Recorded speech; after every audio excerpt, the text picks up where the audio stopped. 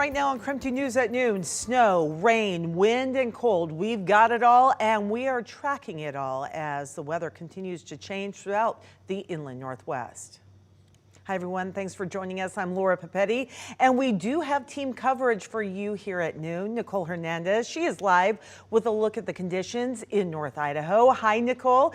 But we begin with meteorologist Thomas Patrick. Thomas, what can we expect moving forward here at the noon hour? Yeah, good afternoon, Laura. It is a winter weather quadfecta between the snow and the rain that we've already received, but now we're way more focused on the wind before we get the cold later on in the week. So that's the four weather factors that we're seeing. So at the moment, all the focus is on the wind. It is very blustery out of the west, which is from my left, and we can really feel it right now because our wind gusts are starting to approach that 40-45 mile per hour mark. So we're under wind advisories through the day today. We have already experienced wind gusts upwards of 45 miles per hour throughout Spokane, Coeur d'Alene, towards the Palouse, and into southern Washington. Still could get even stronger yet through the rest of the day, especially in southeastern Washington, as this storm system has now fully developed into a windstorm. What was the snowstorm from last night, especially for North Idaho, a lot of that snow has whisked off to the east. So now it is just all the strong winds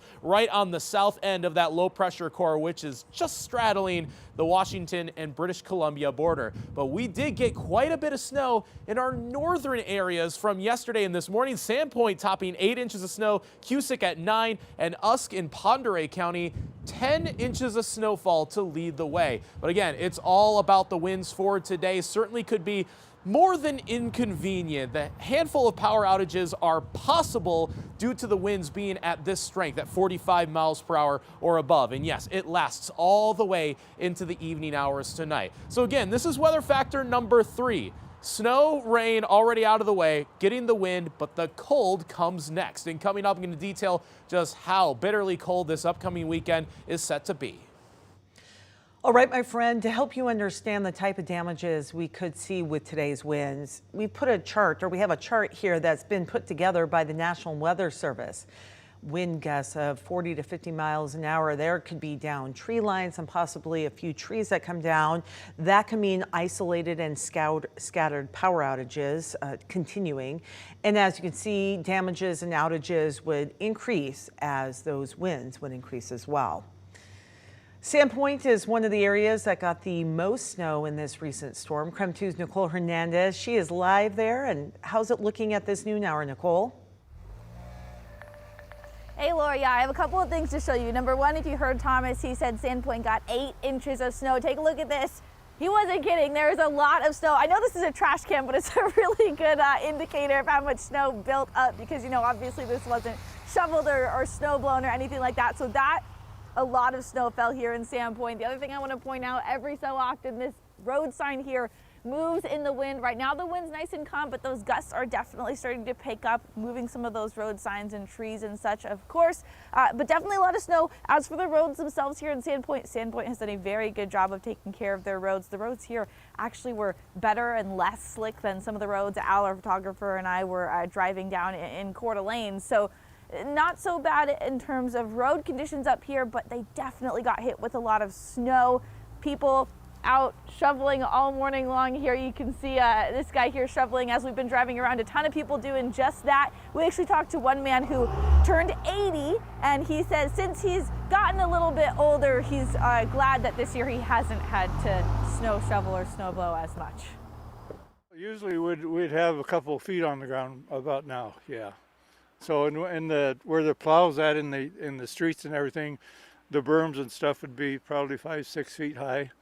So, but yeah, this is a nice winter, but you don't get enough exercise. All right, I forgot my gloves today, but it is kind of my tradition to make snowmen, mini snowmen, during our snowstorm. So I'm gonna make my little snowman. We've got his little body. And we're gonna make his, oh, he broke. Oh my gosh, it's actually really good snowball making snow in case you wanted to get out and hang out in the snow today. Either way though, do be careful on the road still, as of course, you know, some of the slush and stuff is still sticking around, but enjoy it as well. We've seen quite a bit of kids out playing in the snow. So for now, I'll send things back to you guys. Have a good day. All right, my friend, work on your snowmen. They're kind of pathetic. All right. Thousands of people, unfortunately, without power at this noon hour, but electric companies are making some progress in getting the lights back on. Vista has more than 900 affected customers, with most of those outages near Worley. Northern Lights reports nearly 2,000 customers without power. Most of them are north of Sandpoint, where we just, of course, saw Nicole live. You can get more information about the power outages. We have it all posted on our website. Check there at KREM.com.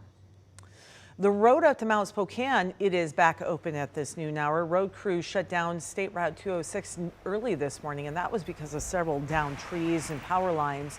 The mess has now been cleaned up and the road is open. Mount Spokane ski area is also open today, but one local resort is closed. Silver Mountain posted online that it is closed because of the high winds we've been talking about. Silver hopes to reopen sometime tomorrow. We'll keep you updated on that. In Kootenai County, there's plenty of snow to shovel from Coeur d'Alene to Hayden. The storm dropped a few inches of fresh snow. It is a welcome sight for one man that we were able to talk with. I love the snow. It's refreshing. It's like you're blanketed. It's like the town has been blanketed by a refreshing coat of freshness. We like John's attitude. Thanks for chatting with us. Hopefully the snow brought you a little bit of freshness as well. We hope you're not in the dark. We know some people are struggling with that right now. You can stay on top of the weather with the KREM 2 app. Sign up to get severe weather alerts or check the forecast in your neighborhood. Easy to do. You can download the KREM 2 app in your phone's app store, and of course it is free.